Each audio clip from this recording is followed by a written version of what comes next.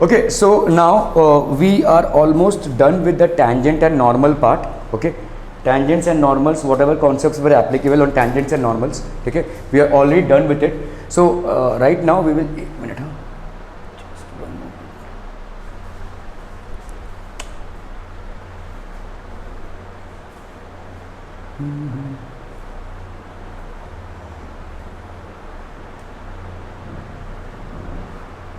So we are done with the tangent and normal part. ठीक है, और अभी इसमें हम जितने भी क्वेश्चंस होंगे वो करेंगे. ठीक है, सो जैसे एक यहाँ पे जितने भी इसके एप्लीकेशंस है, so we will generally talk about the applications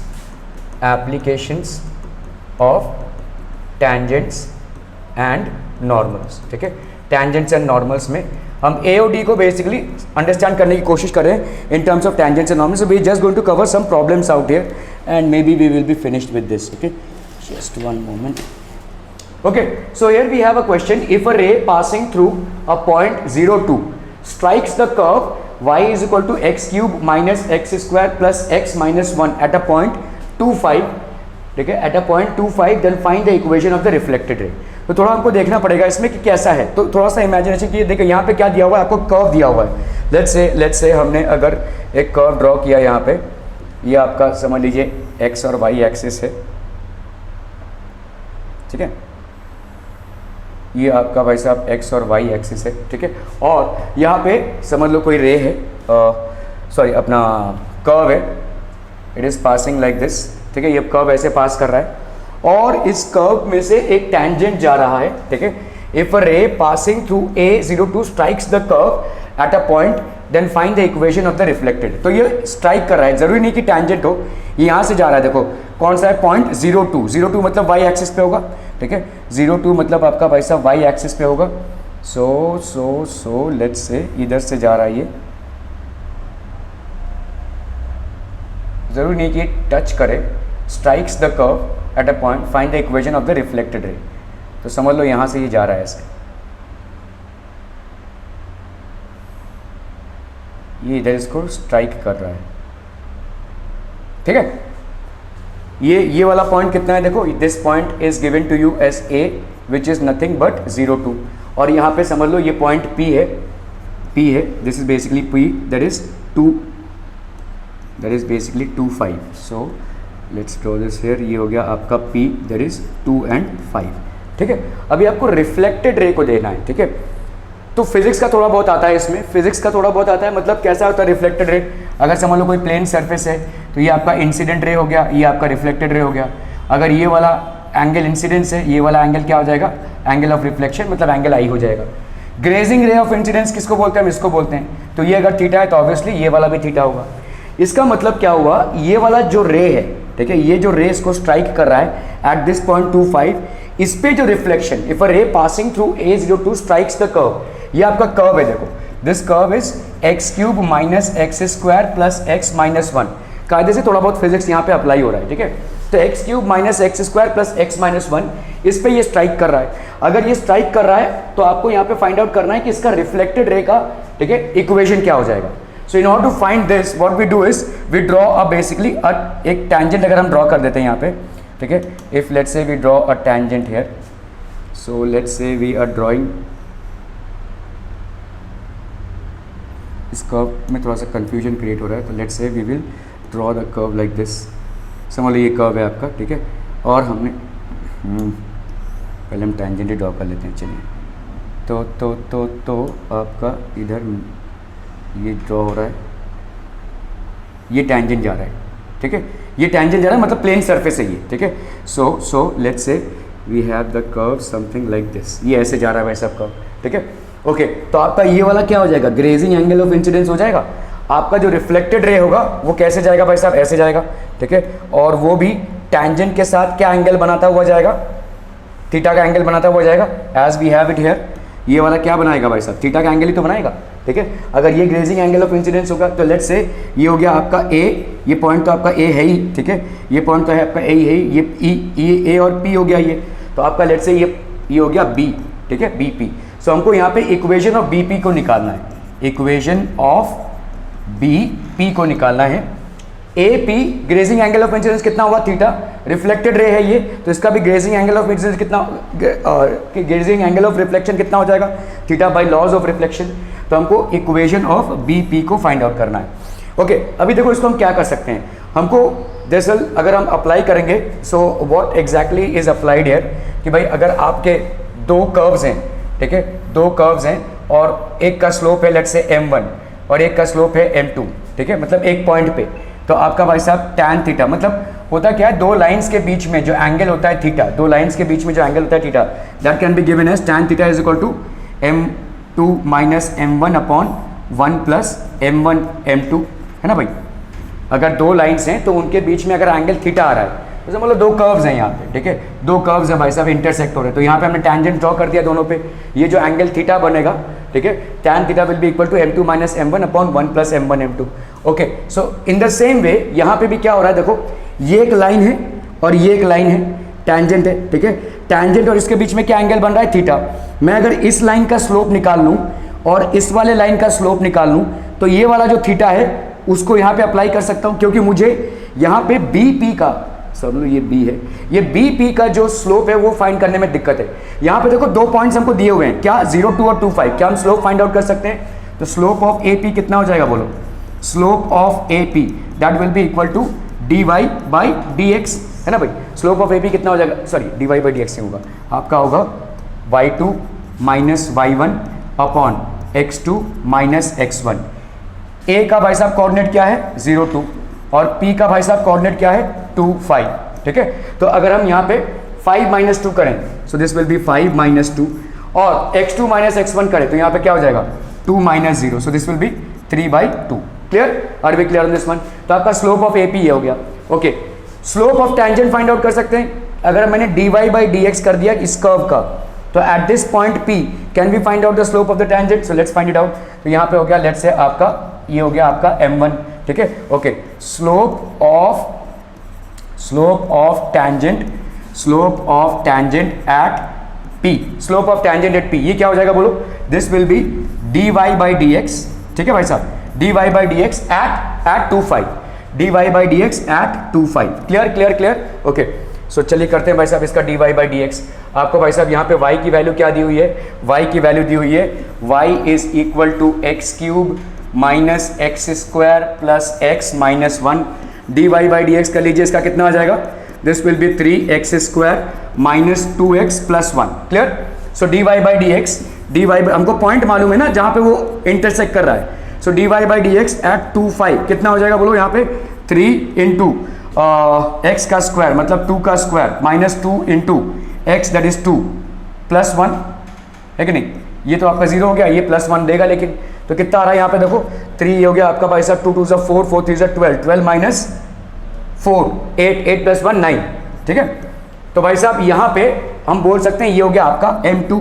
clear है, क्लियर है। ओके तो tan थीटा की वैल्यू क्या हो जाएगी बोलो, tan थीटा की value again it will B m2 minus m1 upon 1 plus m1 m2, ठीक है।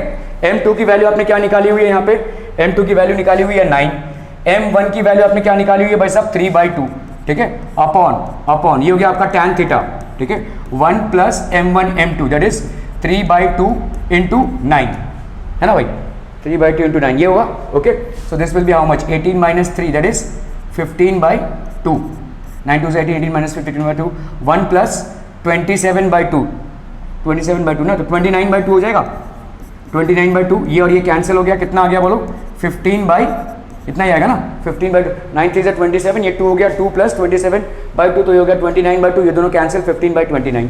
ओके ये हो गया आपका tan थीटा का वैल्यू।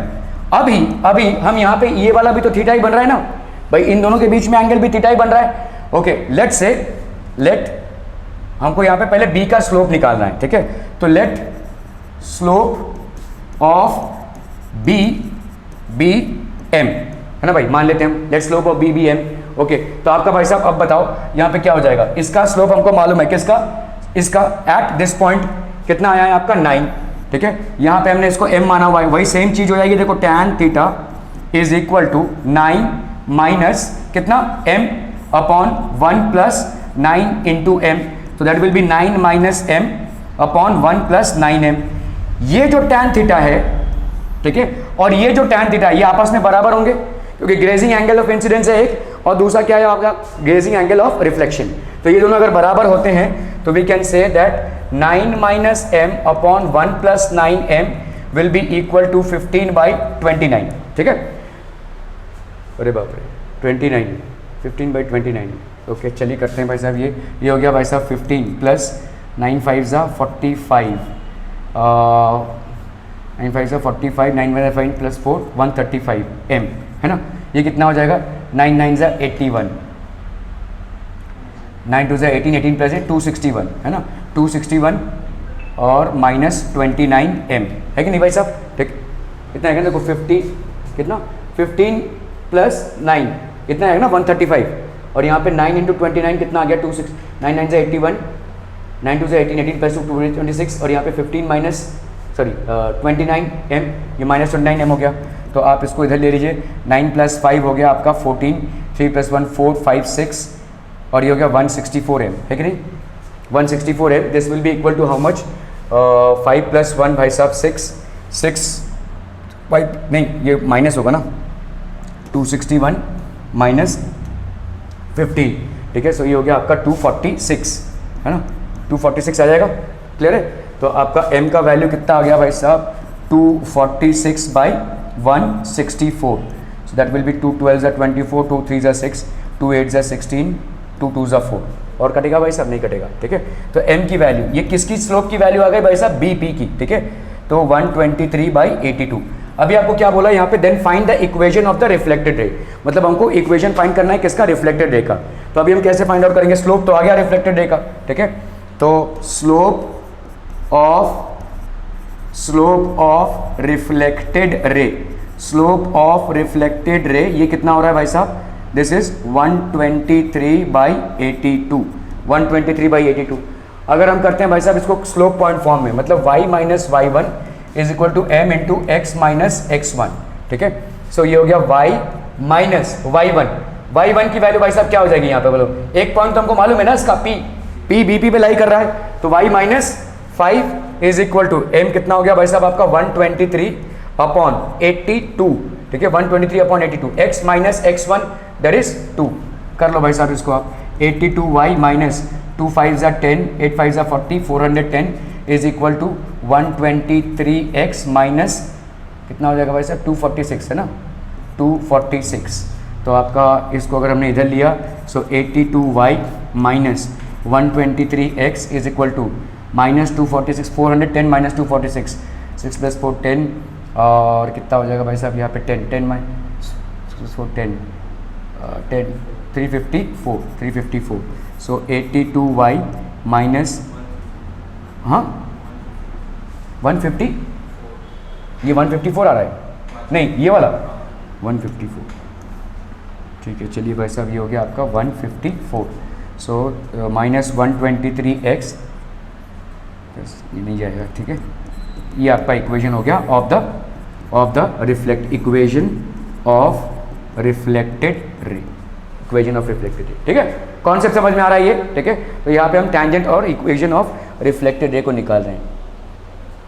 ओके चलिए भाई साहब चलते हैं आगे के सवाल पे। और find the possible values of p such that the equation px² is equal to log ex has exactly one solution, ठीक है। अभी देखो यहाँ पे क्या है, दो कर्व्स हैं, एक का इक्वेशन है px², दूसरे का इक्वेशन है log ex। मतलब कैसा है देखो, यहाँ पे y is equal to px² है, ये हो गया भाई साहब fx1, ठीक है, और y is equal to log base ex है, ये हो गया दूसरा, ठीक है। दोनों भाई साहब जहाँ पे इंटरसेक्ट हो रहा है वही सोल्यूशन होगा इक्वेशन का। आपको यहाँ पे बोला जा रहा है कि एग्जैक्टली वन सोल्यूशन हो, मतलब ये दो से ज्यादा पॉइंट पे इंटरसेक्ट ना करें, इसका मतलब ये है if the two curves have exactly one solution you have to find the possible values of p such that these two curves have exactly one solution, that is not more than one solution. It means that they will not be intersecting at more than one point, ठीक है, इसका मतलब ये है, ठीक है। Okay अभी y is equal to px², देखो ये पैराबोलिक होगा, ये पैराबोलिक होगा, और log ex की जो वैल्यू होती है, log x की फंक्शन कैसी होती है, log x की फंक्शन अगर आप देखोगे तो वो यूनिवर्सली होगी, मतलब कैसा कैसा कैसा जैसे का तैसा। ओके चलिए भाई साहब ये हो गया अगर मैं log ex की वैल्यू निकालूं तो ये भाई साहब एक कांस्टेंट फंक्शन होती है और इसका भाई साहब इस तरीके का कर्व बनेगा, this will be like this. ये हो गया y is equal to log base ex। कभी भी log x का फंक्शन देखोगे तो यही फंक्शन आएगा, ठीक है। It is going to remain constant. What is going to change is here because the value of p आपको फाइंड आउट करनी है। y is equal to log ex जो है वो परमानेंट फंक्शन हो गया, इसका कर्व ऐसे ही होगा। यहाँ पे जो p का वैल्यू है ये चेंज होगा और यही आपको निकालना है। देखो find the possible values of p such that the equation this is equal to this. अभी p की क्या क्या वैल्यूज हो सकती हैं, ठीक है। एक वैल्यू p की हो गई भाई साहब लेस देन 0, मतलब नेगेटिव हो गया। तो आपको मालूम है कि अगर ये ऐसा कर्व होता है तो आपका भाई साहब कैसा आता है, ऐसा आता है या ऐसा आएगा, ठीक है। अगर लेस देन 0 है तो ये वाला भाई साहब डाउनवर्ड स्लोप वाला कर्व आएगा, ठीक है। So let's say we will get a curve like this, so we will get a curve like this, ठीक है। ये कर्व हो जाएगा। सो फॉर p तो आपका ये केस 1 बोल सकते हैं, case 1 when basically p is less than 0। तो इसका क्या आ जाएगा बोलो, downward curve. This will basically have a downward curve. ये आपका भाई साहब डाउनवर्ड कर्व हो जाएगा।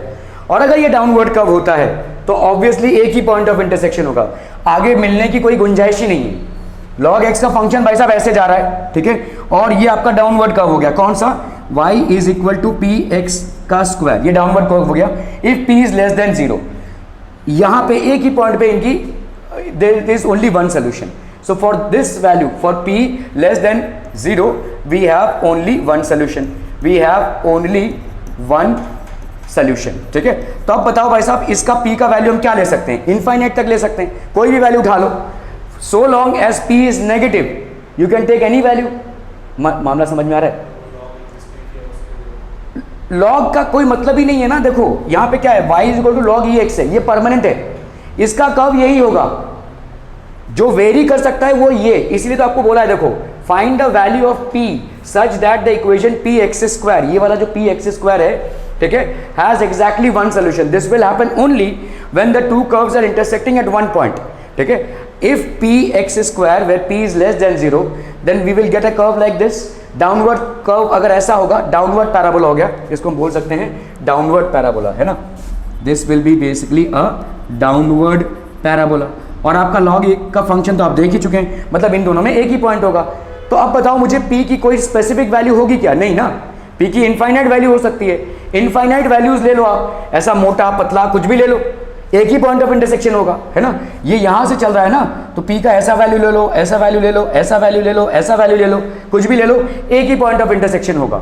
इसका मतलब समझ में आ रहा है। तो इसका मतलब क्या हो जाएगा, p की भाई साहब माइनस इनफाइनाइट से अभी फिलहाल हम 0 तक की वैल्यूज ले सकते हैं। तो हमने 0 को ओपन इंटरवल में रखा है, ये तो चूज हो गया हमारा माइनस इनफाइनाइट, ठीक है।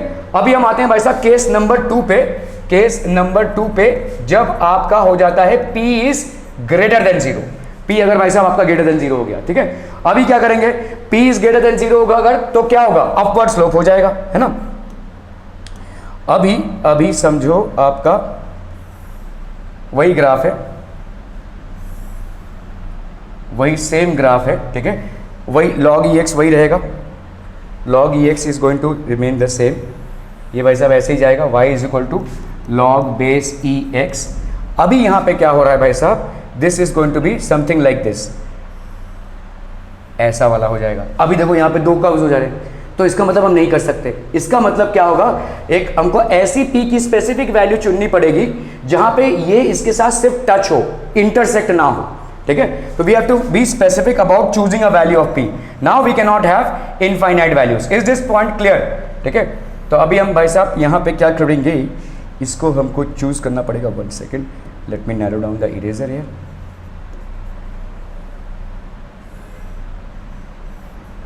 ठीक है, ओके। सो ये तो भाई साहब ये तो आपका वैसे ही रहेगा, ये तो this is going to not going to change.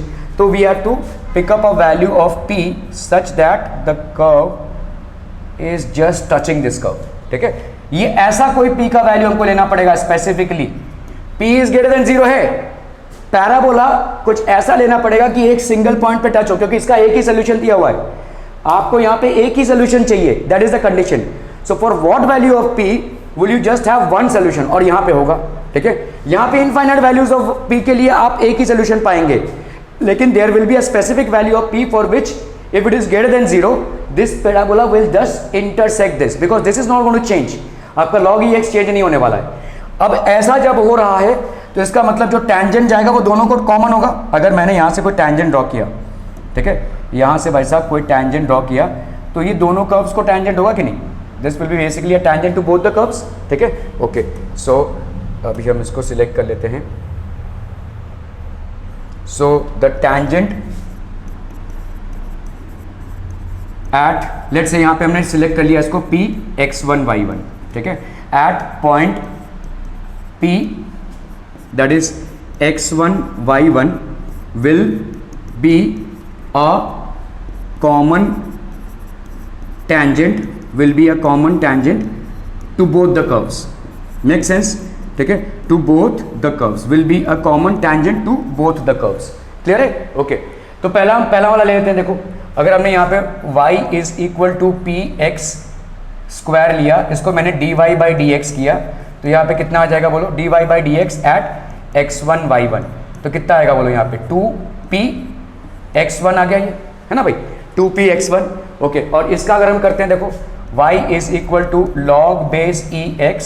सो इसका अगर हम dy by d x at कितना लेते हैं हम? x1 y1. तो कितना आ जाएगा बोलो यहाँ पे? 1 बाई x1 आ गया भाई साहब. दोनों टेंजेंट सेम है. ठीक है, तो इन दोनों को हम इक्वेट कर सकते हैं. तो 2p x1 is equal to 1 by x1, that's going to give you 2p x1 का स्क्वायर इज इक्वल टू 1, है कि नहीं? ठीक है, 2p x1 का square is equal to 1. Okay. तो अभी क्या हो जाएगी? देखो, अभी हमको देखो यहाँ पे will it justify the curve, क्योंकि इस कर्व पे लाई कर रहा है ना ये x1 y1. किस कर्व पे लाई कर रहा है? दोनों कर्व्स पे लाई कर रहा है. y is equal to p x square पे भी लाई कर रहा है और y is equal to log base e x पे भी लाई कर रहा है. तो ये वाला जो कंडीशन हमको मिला, will it justify this condition? मतलब हम ऐसा लिख सकते हैं कि नहीं, y is equal to p x1 का स्क्वायर, क्योंकि it's a common point to both the curves. So it will fulfil x1 y1 is going to fulfil the conditions for both the curves. तो can be write it this way? Okay. अगर ऐसा है तो ये px1 square की जगह पे हम क्या लिख सकते हैं? 1/2. इसको हमने इधर लिया. ये px1 स्क्वायर की जगह पे हम क्या लिखेंगे? तो px1 की जगह पे हम क्या लिखेंगे भाई साहब? y1 is equal to 1/2. तो y1 की वैल्यू कितनी आ गई? 1/2. Now we can substitute to find out the value of x. ठीक है, तो किसी में भी डाल दो आप, इसमें डाल दो, चलो. ठीक है, y1 की वैल्यू अगर भाई साहब y1 की वैल्यू px1 स्क्वायर है, तो आपका बोलो यहाँ पे या हम इसको ले लेते हैं. ठीक है, क्योंकि यहाँ पे तो p की वैल्यू हमको अननोन है ना अभी भी फिलहाल. यहाँ पे कोई p है नहीं, तो y1 अगर आपका हो गया y1 is equal to log e x1, ऐसा लिख सकते हैं. y1 की वैल्यू कितनी हो गई? 1/2. That will be equal to log e x1, है कि नहीं? इसको ज़रा याद कीजिए. मैंने आपको बहुत बार बोला है कि अगर ऐसा रहेगा तो लॉग 10,000 इज इक्वल टू 3 होता है. तो 10 क्यूब की वैल्यू क्या लिख सकते हैं हम? 1000. तो इसी तरह से हम क्या लिख सकते हैं यहाँ पे? देखो, e रेज्ड टू हाफ, है ना भाई? Base e raised to half, base 10 raised to 3, e raised to half is equal to how much? x1. ठीक है, e raised to half is equal to x1, है ना भाई? यही होगा ना, e रेज्ड टू है. तो आपका भाई साहब जो पॉइंट P है उसके कोऑर्डिनेट्स क्या हो गए? x1 y1, मतलब क्या हो गया बोलो? P, और यहाँ पे हो गया e रेज्ड टू हाफ, और ये हो गया भाई साहब हाफ. क्लियर है? ओके. चलिए, हमको अभी ये नहीं फाइंड करना है, हमको बेसिकली फाइंड करना है कि भाई साहब P की वैल्यू क्या होगी इस कंडीशन में, जब P की वैल्यू ग्रेटर देन 0 है. ठीक है, तो आपका अभी P का वैल्यू बताओ क्या हो जाएगा? किसी से भी यहाँ पे लेट्स से हम इसको कर लेते हैं. अभी हम इस पे आते हैं. देखो, y1 की वैल्यू क्या है? y1 की वैल्यू px1 स्क्वायर है ना, तो y1 की वैल्यू डालिए. यहाँ पे कितनी आई? हाफ की वैल्यू क्या हो गई? px1 का स्क्वायर, x1 का स्क्वायर मतलब e रेज टू हाफ का स्क्वायर. ठीक है, so that will be pe is equal to half. तो भाई साहब P की वैल्यू कितनी हो गई? 1/2e. देखो, इस वैल्यू के लिए ही सिर्फ इन दोनों में इंटरसेक्शन होगा, सॉरी कॉमन, मतलब एक ही पॉइंट रहेगा. For the value of P is equal to 1/2e only will the curves be touching each other, otherwise for all the values there will be more than one intersection point. ठीक है, because both are trending like this. तो आप जितनी भी दूसरे curves बनाएंगे P की दूसरी वैल्यूज लेते हुए, वहाँ पे मोर देन 1 पॉइंट आएगा और आपका जो कंडीशन है वो जस्टिफाई नहीं होगा. ठीक है, so when P is greater than 0, when P is greater than 0, for them to have only one solution, we just have one condition, that is P should be having a value of 1/2e, ठीक है। So हमने क्या लिया, less than 0 greater than 0, now will take p is equal to 0, ठीक है। तो p is equal to 0 में भाई साहब क्या हो जाएगा, सिंपल है, आपकी y की वैल्यू देखो, y की वैल्यू क्या हो जाएगी 0, है ना भाई, p x स्क्वायर है, ठीक है। और यहाँ पे आपका y का इधर का वैल्यू कितना हो जाएगा बोलो, log e x, ठीक है, मतलब log 0 तो मतलब हो गया 1, ठीक है। तो ये इसमें क्या हो जाएगा, इसमें आप कोई भी वैल्यू, p की वैल्यू 0 हो गई आपकी, p की वैल्यू 0 हो गई, तो इसका मतलब क्या p का वैल्यू अगर 0 होगा तो इंटरसेक्शन होगा, बिल्कुल होगा, at the points what, at the points 1 and 0, ठीक है। ओके, तो अभी हम इसको देख लेते हैं। तो आपका जब p ग्रेटर देन 0 है, p लेस देन 0 है, तो आपका इनफाइनाइट वैल्यू से लेकर 0 तक हो रहा है, ठीक है। ओके, अगर p 0 ही ले लिया आपने तो भाई साहब 0 हो गया, है ना। और क्या आ गया भाई साहब, p ये हो गया p 0 की वैल्यू, और एक हो गया भाई साहब p की वैल्यू जब ग्रेटर देन 0 है, तो एक ही जगह पे जस्टिफाई हो रही है जब p की वैल्यू क्या हो 1/2e।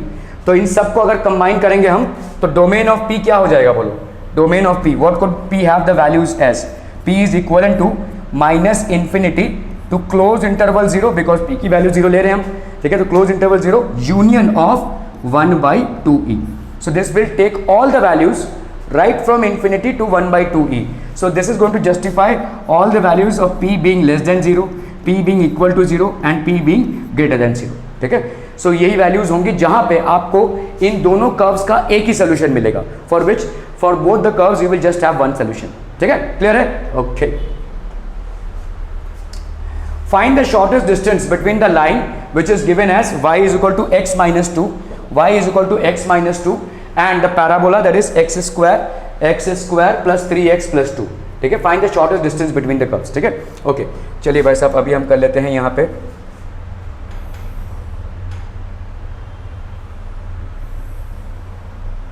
ये हो गया आपका x और y, ठीक है, दिस इज बेसिकली x और y।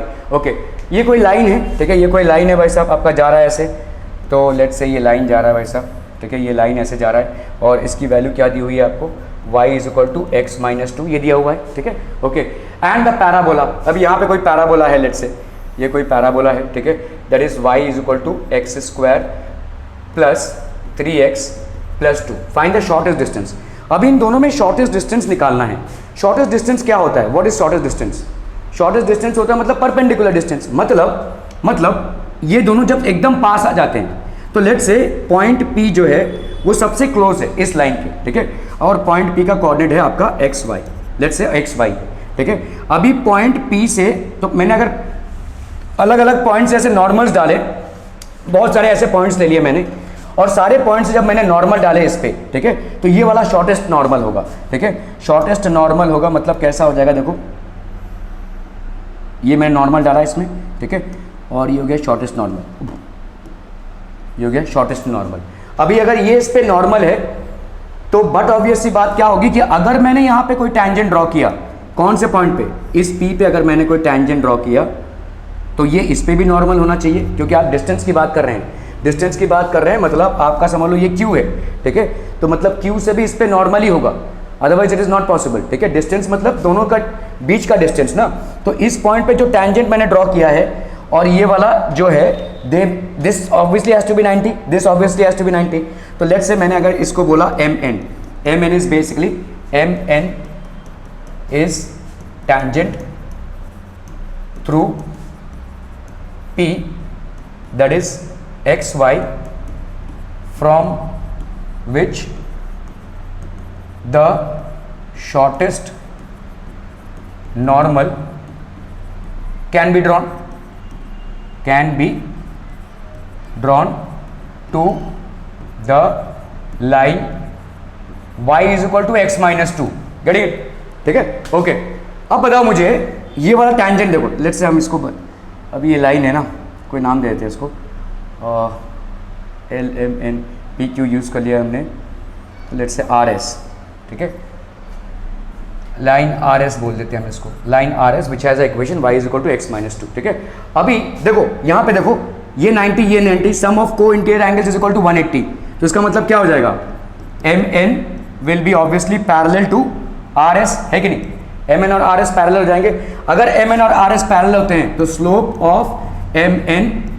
Of MN will be equal to slope of RS, है कि नहीं भाई साहब, ठीक है। ओके, चलिए स्लोप ऑफ MN कैसे निकालेंगे, d y by d x कर देंगे इसका, ठीक है, d y by d x कर देंगे इसका एट x1 y1, ठीक है। सो this will be d y by d x at x1 y1, ठीक है, is equal to slope of R S किसका कितना हो जाएगा बोलो, y is equal to x minus two है, ये तो आप इसको साथ कंपेयर कर लीजिए, y is equal to m x plus c, तो क्या हो जाएगा m की वैल्यू 1 है कि नहीं, तो इसका वैल्यू कितना हो जाएगा, slope of R S is 1, ठीक है। चलिए इसको डिफरेंशिएट करते हैं भाई साहब, कितना हो जाएगा देखो, ये हो जाएगा 2,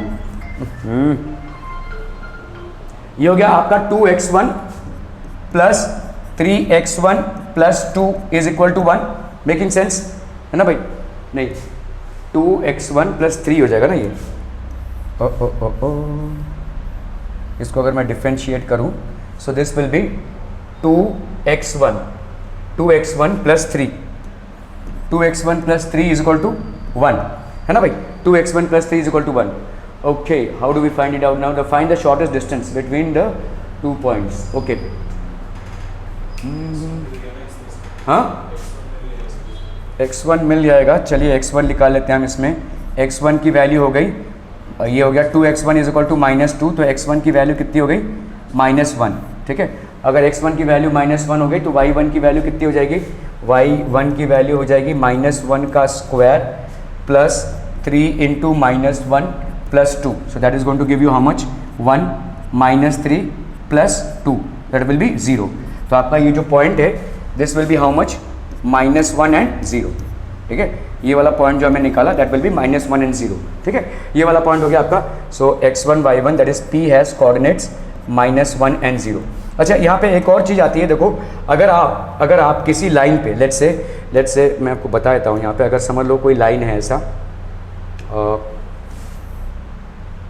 let's say this is basically a line, और इस लाइन पे समझ लो ये कोई लाइन जा रहा है, ठीक है, और किसी पॉइंट से आपने अगर परपेंडिकुलर डाला है, ठीक है, समझ लो ये कोई पॉइंट है और यहाँ से आप परपेंडिकुलर डाल रहे हैं, ठीक है, चलिए, तो आप जब किसी लाइन पे परपेंडिकुलर डालते हैं तो उसका इक्वेशन क्या हो जाता है, समझ लो ये लाइन है कोई पी एक्स वाई है, और इस लाइन का इक्वेशन है a x plus b y plus c is equal to 0, let's say ये इक्वेशन है। तो what is the length of this perpendicular that you put on, इसका मालूम है, याद है नहीं, ओके, तो इसका हो जाएगा आपका a x1 plus b y1 plus c mod में, क्योंकि डिस्टेंस निकाल रहे हैं हम, ठीक है, पी एक्स की value, the length of the normal from a point, let's say यहाँ पे x1 y1 डाल दिया हमने, ठीक है, तो this will B A x, ये आपका पॉइंट है समझो पी x1 y1, ठीक है, this point is P x1 y1, इस पॉइंट से हम इसमें डाल रहे हैं, ठीक है, परपेंडिकुलर, तो पी एक्स की लेंथ कितनी हो जाएगी, a x1 plus b y1 plus c upon under root of a का स्क्वायर प्लस बी का स्क्वायर, ये होता है डिस्टेंस, ठीक है। ओके, चलिए भाई साहब अभी हम निकालते हैं, यहाँ पे देखो ये हमको लाइन मिल गया है, इस लाइन की वैल्यू देखो, यहाँ पे अगर हम इसको करते हैं -x प्लस वाई, और इस 2 को हमने इधर कर लिया, +2 इज इक्वल टू 0, इसके साथ कंपेयर कीजिए किसको, ax plus b y plus c is equal to 0 को, तो a की वैल्यू क्या आ जाएगी बोलो, -1, b की वैल्यू क्या आ जाएगी बोलो 1, c की वैल्यू क्या आ जाएगी 2, ठीक है। ओके, तो अगर हमने भाई साहब यहाँ पे पी एक्स कर लिया, ठीक है, सो दिस पी एक्स की वैल्यू कितनी हो जाएगी, पी एक्स की वैल्यू, क्योंकि आपका यहाँ पे a की वैल्यू ये और x1 y1 की वैल्यू क्या ही है, -1 एंड 0, तो अगर हमको यहाँ पे p और q, सर यहाँ पे हमने x1 q ले लेंगे हम यहाँ पे, तो p q की वैल्यू कितनी हो जाएगी बोलो, p से लेकर q तक, p q की वैल्यू हो जाएगी a x1 मतलब -1 इंटू ये -1 है, x1 की वैल्यू भी भाई साहब आपकी -1 प्लस b की वैल्यू यहाँ पे कितनी है 1, ठीक है, और यहाँ पे कितनी है वैल्यू y1 की 0, ठीक है, 0 प्लस यहाँ पे कितना हो जाएगा 2, है ना, +2 upon a square plus b square that is -1 का स्क्वायर प्लस 1 का square. So what are you going to get here, ये हो गया आपका मॉड में -1 इंटू -1, तो ये हो गया +1, है ना, तो ये हो गया आपका भाई साहब +1, सो ये 1 प्लस 2 अपॉन √2, सो ये हो गया आपका मॉड ऑफ 3/2, मॉड ऑफ 3/2, ठीक है, this will be the distance, ठीक है। सो हम यहाँ पे बोल सकते हैं therefore shortest distance will be equal to mod of 3/√2, ठीक है, are we clear on this one, okay. बहुत बढ़िया। चलिए ओके, अभी यहाँ पे देखो क्या दिया हुआ है, find the minimum value of x1 minus x2 का square plus x1 square by 20 minus 17 minus x2 minus 13 का स्क्वायर। ठीक है, अगर देखो दो पॉइंट्स होते हैं, लेट्स से अगर कोई पॉइंट है x1 y1 और दूसरा पॉइंट है आपका x2 y2, इन दोनों के बीच में जो डिस्टेंस होता है उसका फॉर्मूला क्या होता है बोलो? This will B x2 minus x1, या x1 माइनस x2 भी लिख सकते हैं ना, so this can be written as, एक ही बात होगी, x1 माइनस x2 का square plus y1 minus y2 का स्क्वायर, है ना भाई, दो पॉइंट्स के बीच में डिस्टेंस। क्या तुमको ये कुछ ऐसे ही फॉर्मेट में दिख रहा है? ठीक है, तो अगर मैं इसका स्क्वायर कर दूं, अगर मैं भाई साहब इसका स्क्वायर कर दूं तो क्या मिल जाएगा मुझे बोलो? x1 माइनस x2 का square plus y1 minus y2 का स्क्वायर। सो हम यहाँ पे क्या बोल सकते हैं? We can say that the given value represents square of distance between two points। ठीक है, कौन कौन से भाई साहब? x1 y1 एक ही हो गया, एंड x2 y2। ठीक है, क्लियर है? ये देखो भाई साहब y स्क्वायर है, y माइनस y2 है, y1 माइनस y2 है, सच दैट अभी हमको x1 और x2 के बारे में कुछ नहीं मालूम, लेकिन y का कुछ अंदाजा मिल रहा है हमको। ठीक है, such that y1 is equal to कितना हो गया बोलो? x1 स्क्वायर बाई 20, है ना भाई, y1 माइनस y2 का स्क्वायर, and y2 is equal to under root of 17 minus x2 upon x2 minus 13। समझ में आ रहा है? ओके, तो इसका मतलब क्या हो गया? यही इक्वेशन हो गया ना, this will be the equation of the first curve. So this is nothing but the equation of first curve, और ये भाई साहब क्या हो जाएगा? Equation of second curve. ठीक है, सेकंड कर्व। तो अगर इक्वेशन ऑफ फर्स्ट कर्व लिख रहे हैं तो इसका मतलब क्या हो जाएगा? y is equal to x square by 20, y is equal to x square by 20, और यहाँ पे कितना हो जाएगा? देखो y square is equal to 17 minus x into x minus 13, है ना भाई। ठीक है, कितना आ जाएगा यहाँ पे? इस दोनों को स्क्वायर कर दिया मैंने, तो यहाँ पे आ गया माइनस एक्स स्क्वायर, और 17 प्लस 13 आ जाएगा ना, क्योंकि माइनस एक्स, तो ये 13 प्लस 13x, और यहाँ पे 17x प्लस 13x आपका हो जाएगा 30x, है ना, 30x, और 17 इंटू 13 कितना आ जाएगा बोलो? 17 to 3, 17 इंटू 13 फटाफट कर लेते हैं भाई साहब। 7 3 21, 3 1 3 4 5, 7 1 7, 1 1 1, 1 2 21, my correct? 17 3 7 3 21, 3 1 5, 17 1 7, so this will be 221, is it correct? चलिए, तो यहाँ पे आ गया आपका माइनस 221 आ जाएगा ना, माइनस 17 इंटू माइनस 13, तो ये माइनस 221, ये हो गया आपका y स्क्वायर। ठीक है, देखो कुछ कहानी यहाँ पे सर्कल जैसी बनती दिख रही है। सर्कल के इक्वेशन को रिकॉल कीजिए, अगर आपका x माइनस ए का स्क्वायर है प्लस y माइनस बी का स्क्वायर है, ये होता है आपका r का स्क्वायर, ये होता है सर्कल। ठीक है, ओके, तो फिलहाल हम यहाँ पे देख लेते हैं। देखो यहाँ पे कितना हो जाएगा? This will B x square minus 30x, अगर मैंने इसको माइनस कर दिया तो -1 से मल्टीप्लाई कर दिया। ठीक है, यहाँ कितना हो गया भाई साहब आपका? प्लस 221, इसको हमने इधर ले लिया तो ये हो गया एक्स स्क्वायर माइनस 30x। अगर इस 221 को मुझे स्क्वायर बनाना है तो मैं ऐसा लिख सकता हूँ भाई साहब, 225 माइनस 4 लिख सकता हूँ। ठीक है, और इस y स्क्वायर को इधर लिया तो ये हो गया y square is equal to 0। अभी इस 4 को इधर डाल दो, ये y स्क्वायर है, हाँ ये y स्क्वायर है, इस 4 को इधर डाल दो, तो इसको अब पूरा क्या लिख सकते हैं? इसको हम लिख सकते हैं x माइनस 15 का भाई साहब स्क्वायर प्लस y का स्क्वायर इज इक्वल टू 4, है ना भाई। तो ये एक सर्कल का इक्वेशन हो गया, x माइनस 15 का स्क्वायर प्लस y का स्क्वायर इज इक्वल टू 2 का square, very much similar to a circle. ठीक है, चलिए अभी हम यहाँ पे, तो अभी देखो इसकी कैसा सर्कल बनेगा, we will have some fair idea about this. ठीक है, तो लेट्स से आपका ये हो गया, हम यहाँ पे इस सर्कल का भाई साहब कॉन्टैक्ट पॉइंट क्या हो जाएगा? मतलब ये सर्कल कुछ ऐसा होगा, देखो this will be basically y is equal to 0 आ रहा है ना यहाँ पे। ठीक है, मतलब कैसा होगा समझ लो, ये सर्कल हमने यहाँ बनाया,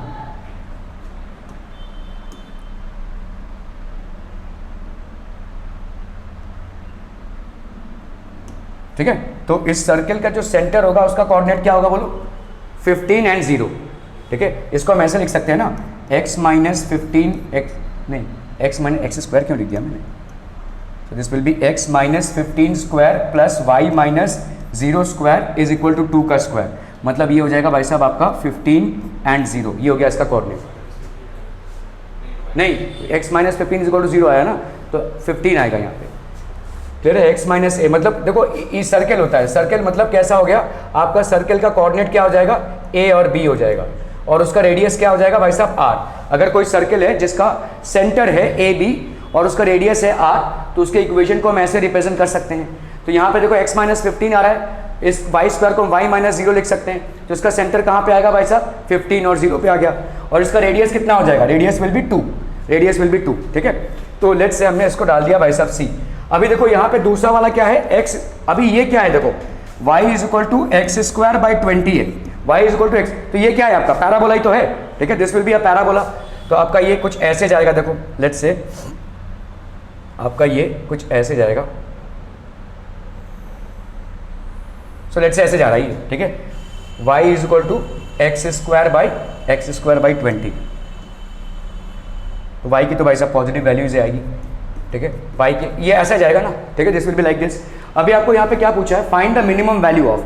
अभी देखो इसका मतलब क्या हो गया, देखो अगर मैंने कोई पॉइंट ले लिया यहाँ पे x1 y1, ठीक है, और दूसरा पॉइंट कहाँ पे होगा, इस कर्व पे होगा ना भाई साहब, तो ये इस पे होगा, ठीक है, इसका value x2 y2। Let's say मैंने पॉइंट लिया यहाँ पे p और ये q, यही तो फाइंड करना है आपको, p q स्क्वायर फाइंड करना है, समझ में आ रहा है हम इसको कैसे कोऑपरेट कर रहे हैं, ठीक है, x1 माइनस x2 का स्क्वायर, y1 माइनस y2 का square, so what we have to find is p q square. यहाँ पे हमको क्या निकालना है भाई साहब, p q स्क्वायर निकालना है, हमने ये दोनों निकाला हुआ है, ये सारे हमारे अजम्पशंस हैं, ठीक है, ओके। सो लेट्स से अभी हमने अगर मैंने भाई साहब यहाँ पे इसको ज्वाइन कर दिया, देखो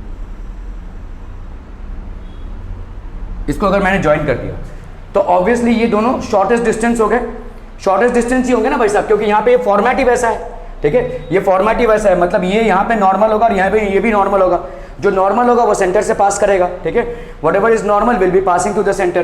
तो हम यहाँ पे क्या लिख सकते हैं बोलो, P Q, the distance P Q can be written as P C minus Q C, ऐसा लिख सकते हैं कि नहीं बोलो, कैन बी, ठीक है भाई साहब। इस पे ये शॉर्टेस्ट डिस्टेंस होगा, मतलब x square minus y square, x1 minus x2 का स्क्वायर, y1 माइनस y2 का स्क्वायर, मतलब मुझे एक्चुअली में पी क्यू नहीं निकालना है, मुझे पी क्यू स्क्वायर निकालना है, फिलहाल मैं पी क्यू निकाल रहा हूँ, और ये भाई साहब सेंटर से पास करेगा, ठीक है, ओके। तो अगर ये सेंटर से पास करेगा तो आप बताओ यहाँ पे पी सी की वैल्यू कितनी हो गई, यहाँ पे पी सी की वैल्यू कितनी हो गई बोलो, पी की वैल्यू कितना निकाला हमने, यहाँ पे निकाला था ना हमने पी क्यू का, नहीं हमने सिर्फ सी का वैल्यू निकाला है, P P P P P P P P P 2 13 17 P C की वैल्यू, हाँ तो इसको हम इसमें से निकाल सकते हैं ना भाई साहब। यहाँ पे आपका क्या है, x1 y1, ये टेंजेंट हो जाएगा ना,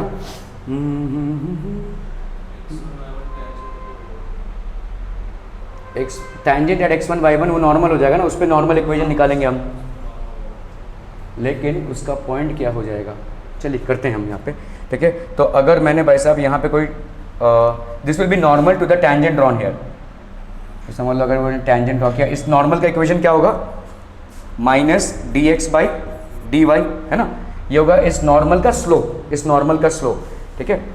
और अगर ये इस नॉर्मल का स्लोप है तो इक्वेशन में चलिए निकालते हैं, ठीक है, हमको बेसिकली x1 y1 की वैल्यू निकालनी है, तो dx by d y at x1 y1 ये कितना हो जाएगा, देखो यहाँ पे हमारा इसका कर्व का क्या है, y is equal to x square by 20 है, तो आपका अगर हम करते हैं dy by d x, this will be equal to 2x by 20, है ना, यही आएगा ना, 2x by 20, so it will be x by 10, तो dy बाई डी एक्स इतना हो गया, तो dx बाई डी वाई कितना हो जाएगा भाई साहब, माइनस 10 बाई एक्स, ठीक है। तो ये हो गया आपका माइनस 10 बाई एक्स, और क्या कर सकते हैं भाई साहब, अभी हम ये dy बाई डी एक्स अगर निकाल रहे हैं तो ये हो गया स्लोप हो गया भाई साहब, ये तो